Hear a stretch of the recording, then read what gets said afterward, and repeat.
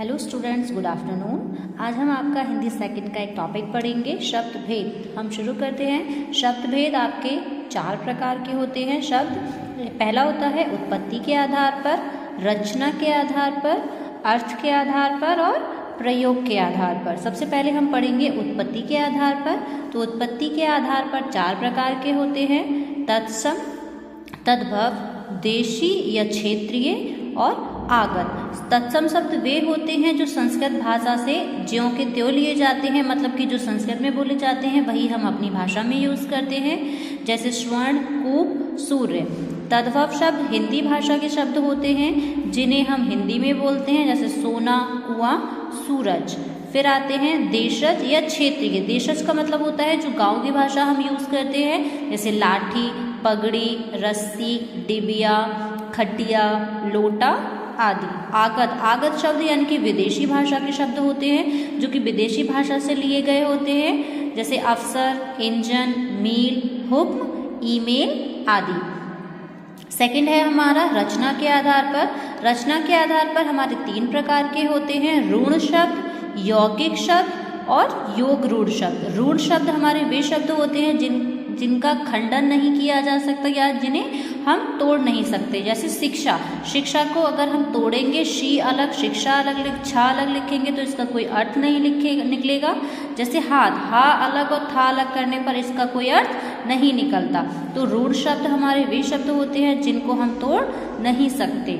फिर आता है हमारा यौगिक शब्द। यौगिक शब्द जिन्हें हम एक साथ लिखने पर या अलग अलग करके लिखने पर दोनों शब्दों का अर्थ निकलता है, जैसे राज प्लस पुत्र, राजपुत्र। अगर हम राजपुत्र लिखेंगे तो इसका भी अर्थ निकल रहा है और राज का भी अलग अर्थ है और पुत्र का भी।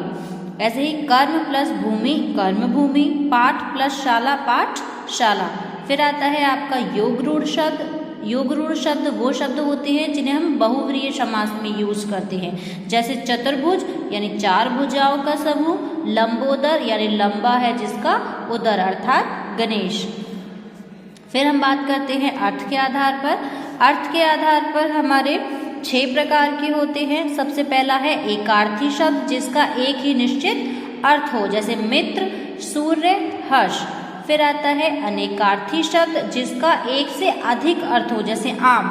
आम एक साधारण भी होता है और फल होता है, जैसे हम कहते हैं आम इंसान, तो क्या है वो किसी भी साधारण इंसान के लिए हम बोलते हैं। फिर पत्र, तो पत्र का मतलब चिट्ठी भी होता है और पत्ता भी होता है। फिर आता है आपका पर्यायवाची शब्द, यानी जो हमें समान अर्थ देते हैं उन्हें हम पर्यायवाची शब्द कहते हैं, जैसे सूर्य, सूर्य को हम रवि कहते हैं, भानु और दिनकर। फिर आता है आपका दुख। दुख का मतलब होता है कष्ट, वेदना या क्लेश।